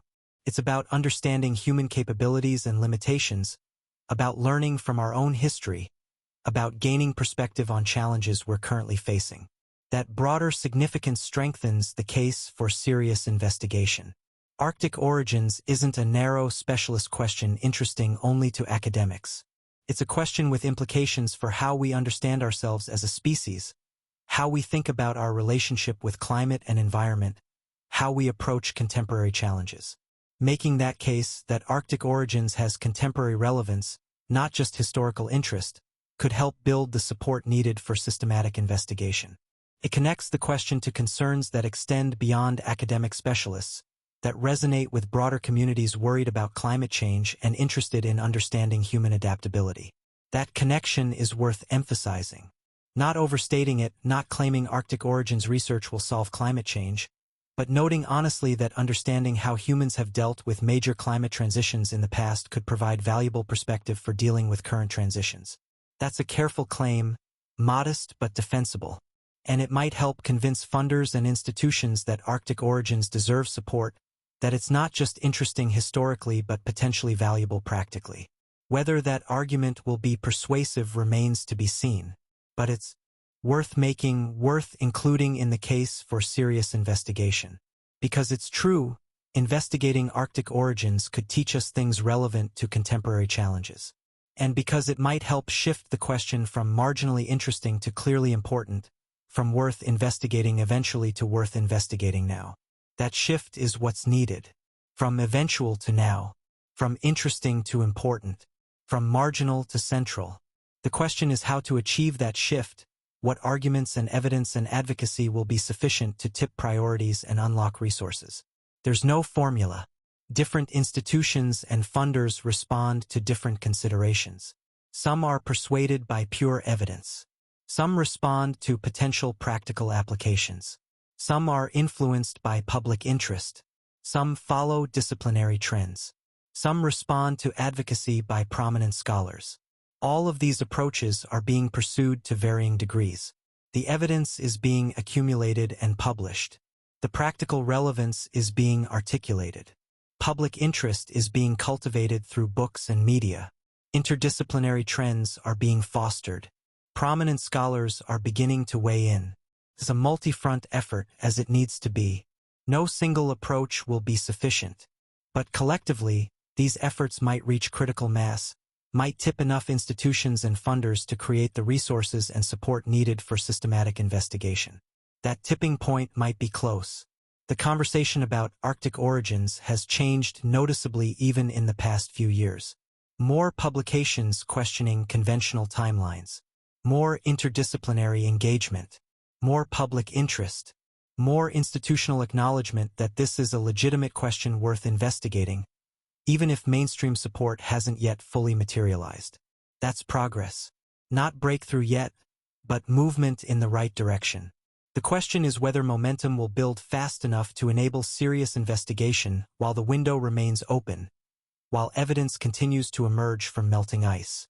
That depends on continued effort, on scholars persisting in research despite resistance, on advocates continuing to make the case publicly, on institutions incrementally increasing support, on funders creating opportunities, on all the small actions and decisions that collectively determine whether this question gets the attention it deserves while evidence is available. The outcome is uncertain but influenceable. Not determined but not random either. Shaped by human choices, by priorities set, by resources allocated, by effort invested. In that sense, whether we investigate the Arctic seriously while opportunity exists is up to us, not any individual but us collectively, through the accumulated weight of our choices and actions. That's both responsibility and opportunity. Responsibility to act intelligently, to recognize important questions and pursue them seriously, to not waste opportunities when they arise. Opportunity to actually influence outcomes, to work toward investigation that might transform our understanding of human history. Both are real. Both matter.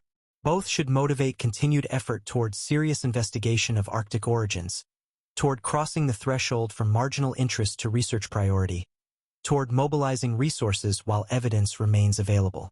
The effort continues. Daily, in small ways and occasional large ones, scholars work on these questions, funders consider proposals, institutions weigh priorities. The process is gradual, often invisible, easy to miss unless you're paying close attention. But it's happening. The conversation is evolving. The evidence is accumulating. The possibility of breakthrough is real. What would breakthrough look like concretely? Probably a major funding initiative specifically focused on investigating Arctic origins. Maybe an international collaboration bringing together institutions from multiple countries. Possibly a research center dedicated to interdisciplinary investigation of human history in the Arctic. Systematic programs surveying recently deglaciated areas, underwater archaeology targeting ancient coastlines, comprehensive genetic studies of circumpolar populations. That infrastructure doesn't exist yet, but pieces of it are beginning to emerge. Small grants supporting relevant research. Informal collaborations bringing together scholars from different disciplines. Growing institutional interest creating space for this work. None of it sufficient yet, but all of it necessary foundation for eventual systematic investigation. Building that infrastructure takes time. Years probably, maybe decades for full development. The question is whether it can be built fast enough, whether the window will remain open long enough for investigation to occur systematically rather than opportunistically. That timing is tight. The ice is melting rapidly. Permafrost is thawing across vast areas. Evidence is emerging but also degrading. The window might last another few decades if we're lucky. Maybe less. It's hard to predict because the pace of climate change itself is uncertain, varying by region and accelerating unpredictably. So there's genuine time pressure, not manufactured urgency. The opportunity to investigate while evidence is fresh is finite and running out. That should create motivation to act quickly, to prioritize development of the infrastructure needed for systematic investigation. But institutional processes don't accelerate easily. Building consensus takes time. Securing funding requires proposals, reviews, decisions by committees. Establishing research centers requires approval by university administrations. Creating international collaborations requires negotiations between institutions and sometimes governments. All of this moves slowly, constrained by procedures designed to ensure careful deliberation. Those procedures serve important purposes. They prevent rash decisions, ensure resources are allocated thoughtfully, protect against wasteful spending. But they also create delay, making it difficult to respond quickly to opportunities that don't wait for institutions to reach comfortable consensus. This tension between the value of deliberation and the need for speed is difficult to resolve. Abandoning deliberation would be foolish, risking poorly planned investigations that waste resources without producing useful knowledge. But excessive deliberation risks missing the opportunity entirely, leaving us with only the regret of having failed to act while evidence was available. Finding the right balance is the challenge. Fast enough to investigate while opportunity exists. Deliberate enough to ensure investigation is done well, producing reliable knowledge rather than just hasty documentation. That balance is possible but requires conscious effort, willingness to expedite processes when urgency is genuine, acceptance of some uncertainty about outcomes in exchange for seizing time-limited opportunities. Can institutions achieve that balance? Can they move faster than usual without sacrificing quality? Can they recognize Arctic origins as sufficiently urgent to justify streamlined processes without abandoning rigor? That's being tested now, as some institutions begin to increase support for Arctic research, as some funders create opportunities specifically focused on investigating early occupation, as some scholars push for faster development of the infrastructure needed for systematic investigation. The results of those tests will determine whether serious investigation happens while evidence is available. If institutions can accelerate appropriately, maintaining rigor while moving faster than typical, then systematic investigation is possible within the available window. If they can't, if standard processes prove too slow, then the window will close before investigation is properly mobilized. That outcome isn't predetermined. It depends on choices institutions make, on whether they recognize the unusual urgency around Arctic origins, on whether they're willing to adapt processes to match the time-limited nature of the opportunity. Some institutions are showing that flexibility. Funding agencies creating rapid response programs for documenting sites as they emerge. Universities expediting approval for research programs focused on time-sensitive questions. Journals fast-tracking publication of findings from recently exposed sites. These are encouraging signs that the need for speed is being recognized. But these examples remain exceptions rather than norms. Most institutions continue operating at standard pace, treating Arctic origins as interesting but not urgent enough to justify exceptional processes. That disconnect between the time-sensitive nature of the evidence and the leisurely pace of institutional response is the central problem. Solving it requires broader recognition of urgency. Not panic, not abandoning deliberation, but acknowledgement that this opportunity is genuinely time-limited, that evidence is being lost as we speak, that investigating systematically while the window is open requires moving faster than institutions typically move. That recognition is growing but not yet widespread. Each lost site, each degraded artifact, each missed opportunity creates awareness that time is running out. But awareness translates slowly into changed institutional behavior. The gap between recognizing urgency and acting with appropriate speed remains wide. Closing that gap is critical. All the evidence accumulation, all the arguments made, all the coalition building will be insufficient if institutions can't respond fast enough to investigate while evidence is available. The best-made case in the world doesn't matter if it convinces institutions to act only after the opportunity has passed. So advocating for serious investigation of Arctic origins must include advocating for faster institutional response.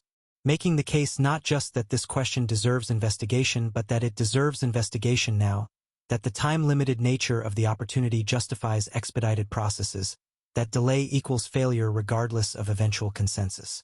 That's a harder argument to make than simply arguing for investigation eventually.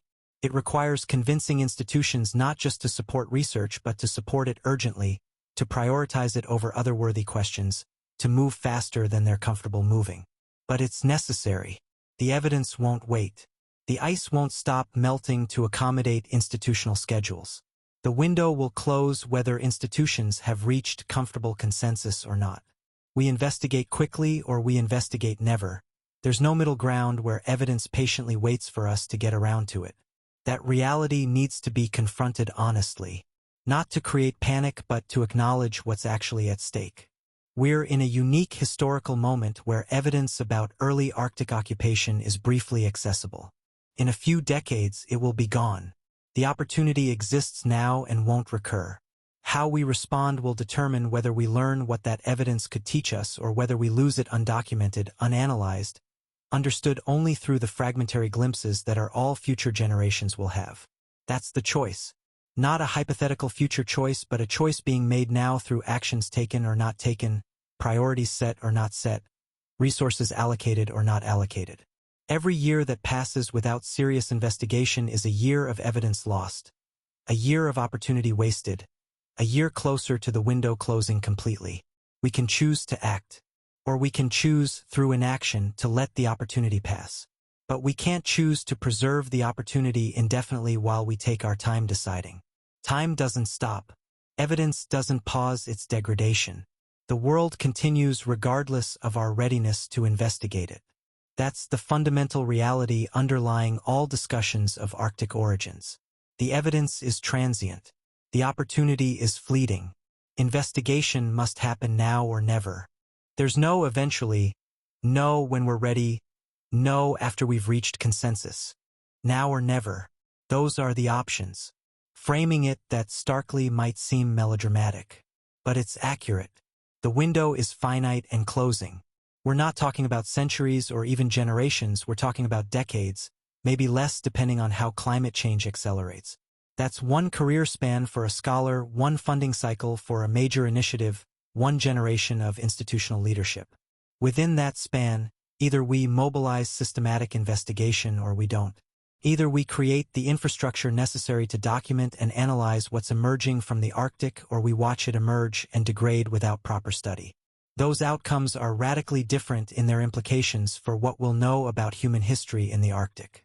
One outcome, serious investigation while evidence is available, gives us the chance to understand in detail when and how humans occupied the Arctic during previous warm periods, what their cultures looked like, how they adapted to extreme conditions, what happened when they were forced to migrate. That understanding would transform our knowledge of human history and capabilities. The other outcome, failure to investigate seriously while evidence is available, leaves us with only the fragmentary glimpses we have now, the scattered anomalies and suggestive patterns that point toward early occupation but don't provide the detailed understanding that systematic investigation could produce. We'll know something was there, but not what it was or what it could teach us. The difference between those outcomes is the difference between profound understanding and perpetual speculation, between actually knowing our history and forever wondering about it, between learning lessons that might be applicable to contemporary challenges and missing the opportunity to learn them.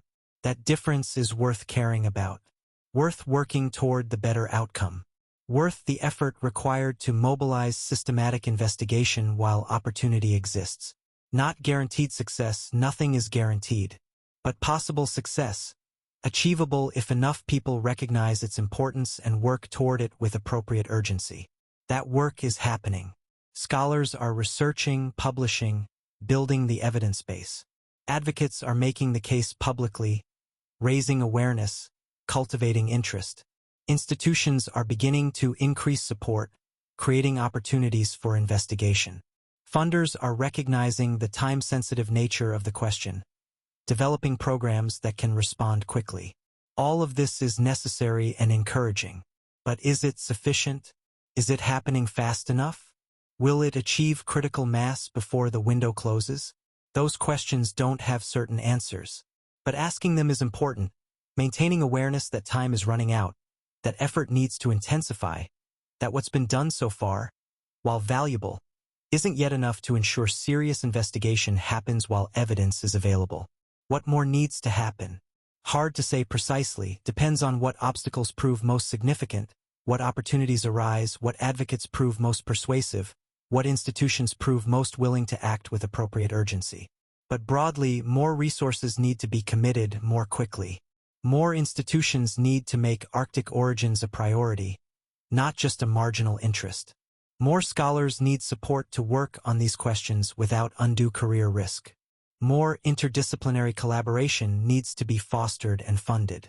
More public engagement needs to happen to build awareness and create demand for investigation. All of this is achievable. None of it requires impossible breakthroughs or miraculous resources. It requires collective decision to make this a priority, to treat it as urgent, to move faster than institutions typically move because the circumstances genuinely demand it. Can that happen? Can enough people in positions of influence recognize the urgency and act accordingly? Can institutions overcome their inertia and respond with appropriate speed? Can the academic community mobilize around this question despite its controversial nature? The answer isn't predetermined. It depends on choices being made now and over the next few years, on whether arguments prove persuasive, on whether evidence continues accumulating, on whether advocates persist despite resistance, on whether funders create opportunities, on whether institutions prioritize appropriately. All of those factors are in play. All are being influenced by people working on these questions, making cases, building coalitions, pushing for faster response. The outcome depends on whether those efforts prove sufficient to tip the balance, to create the critical mass needed for systematic investigation while evidence remains available. There's reason for cautious optimism. The conversation has shifted noticeably. More people are taking Arctic origins seriously. More evidence is accumulating. More institutions are increasing support, even if not yet at the scale needed. The trajectory is positive, pointing toward eventual breakthrough. But eventual might not be soon enough. The window is closing faster than the trajectory might reach breakthrough. That's the concern. Not that investigation will never happen, but that it will happen too late, after the best evidence has degraded, after the most accessible sites have been lost, after the window has narrowed to the point where only fragmentary investigation is possible. Avoiding that outcome requires acceleration. Not abandoning rigor but moving faster, treating this as genuinely urgent, prioritizing appropriately given the time-limited nature of the opportunity. That acceleration is possible but not yet happening at the scale needed. Making it happen requires continued and intensified effort by everyone who cares about these questions. Scholars continuing to research and publish, but also increasingly advocating for faster institutional response. Advocates not just making the case for investigation but making the case for urgent investigation, emphasizing the time pressure. Institutions not just acknowledging importance but actually prioritizing, committing resources, expediting processes. Funders creating programs specifically designed for rapid response to emerging evidence. All of this is within reach. None of it requires impossible changes or unprecedented actions. It requires collective recognition of urgency and willingness to act accordingly. That recognition is growing but needs to grow faster. The sense of urgency needs to spread from those already convinced to broader communities with influence over resources and priorities. How to spread that urgency?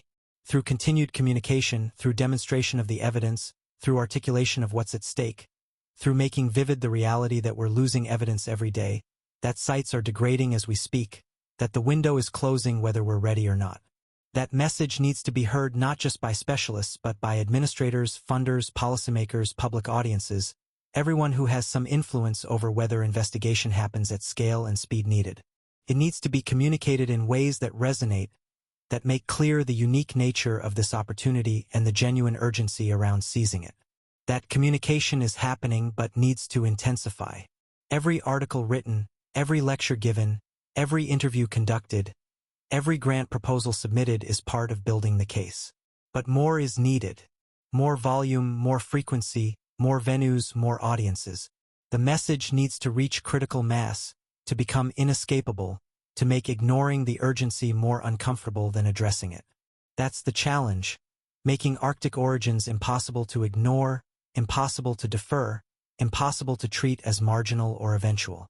Making it central, urgent, deserving of immediate and sustained attention. That's a high bar but necessary given the time pressure. Can it be cleared? Can Arctic origins achieve that level of recognition and priority? The answer depends on sustained effort over the next few years, on whether advocates can maintain and intensify pressure, on whether evidence continues accumulating in ways that support the case, on whether institutions prove capable of responding with appropriate speed. The outcome is uncertain but not predetermined. It's being determined through actions taken now. And that means there's agency, room for effort to matter, possibility that working towards serious investigation will actually help bring it about. That possibility is worth acting on. Even if success isn't guaranteed, even if the probability is uncertain, even if obstacles are significant. Because the alternative, doing nothing, accepting that investigation probably won't happen at needed scale and speed, resigning ourselves to losing the opportunity, guarantees failure. At least effort creates possibility of success. So the work continues. Scholars research and publish. Advocates make the case publicly. Institutions incrementally increase support. Funders create opportunities. All of it accumulating, building toward potential breakthrough. Racing against the closing window, hoping to achieve critical mass in time. Will it be enough? Will it happen fast enough? Will the window remain open long enough? Those questions can't be answered with certainty. But they're being answered through actions taken, priorities set, resources committed. The answer is being determined now, through the collective choices of everyone involved in and concerned about understanding human history in the Arctic. The ice melts. The evidence emerges. The clock runs. And we choose, through what we do and what we fail to do, whether we investigate seriously while opportunity exists or whether we let it pass, leaving future generations to wonder why we didn't act when we had the chance. That choice is ours, but only briefly. Soon it will be made, either through decisive action or through drift and delay that amounts to choosing not to investigate. The window will close. The evidence will be lost. And we'll have to live with whatever choice we made, whatever priority we set, whatever urgency we felt or failed to feel. The Arctic waits, patient and indifferent. It will reveal what climate forces it to reveal. It will preserve what can be preserved. It will release its secrets to those willing to investigate, or keep them from those who aren't. It doesn't care which. It simply exists, melting according to physics, exposing what's been hidden, offering us the chance to learn if we're willing to take it. Are we willing? Are we capable? Can we overcome institutional inertia, disciplinary boundaries, professional caution, all the obstacles that stand between us and serious investigation of Arctic origins? Can we act with appropriate urgency while maintaining appropriate rigor? Can we mobilize the resources and create the infrastructure necessary to investigate while evidence is available? These are the questions that matter now. Not whether the Arctic hypothesis is correct, that can only be determined through investigation, but whether we're capable of investigating seriously, of responding to opportunity with appropriate urgency, of acting intelligently when the situation demands it. The answer will reveal something about us as a species, about our collective capacity to recognize and seize opportunities, about our ability to learn from our own history when that history is briefly accessible. It will reveal whether we're genuinely committed to understanding our past or whether we're content with comfortable narratives even when evidence suggests they're incomplete. That's what's really being tested here. Not just hypotheses about Arctic occupation but our commitment to discovery, our willingness to challenge assumptions, our capacity to act with urgency when circumstances demand it. The Arctic is offering us the chance to learn. Whether we take that chance reveals who we are, what we value, whether our stated commitment to knowledge is genuine or merely rhetorical. The ice melts. The evidence emerges. Time passes. And we decide, through action or inaction, whether we're the species that investigates when opportunity arises or the species that watches opportunities pass while congratulating ourselves on our careful deliberation. The choice is being made.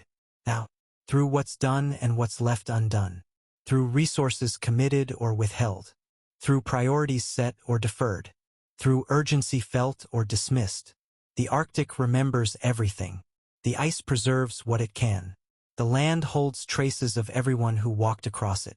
And now, briefly, it's sharing those traces, offering us the chance to learn who we've been, what we've done, how we've survived across timescales longer than recorded history.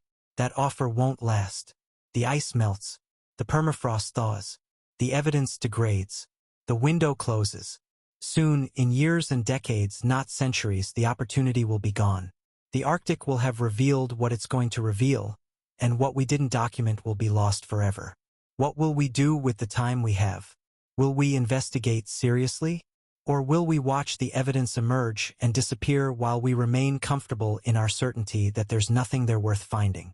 The answer will come soon, through what we choose to do while opportunity still exists. The ice melts. Time passes. The choice is ours. Listen, can you hear what the Arctic is trying to tell us?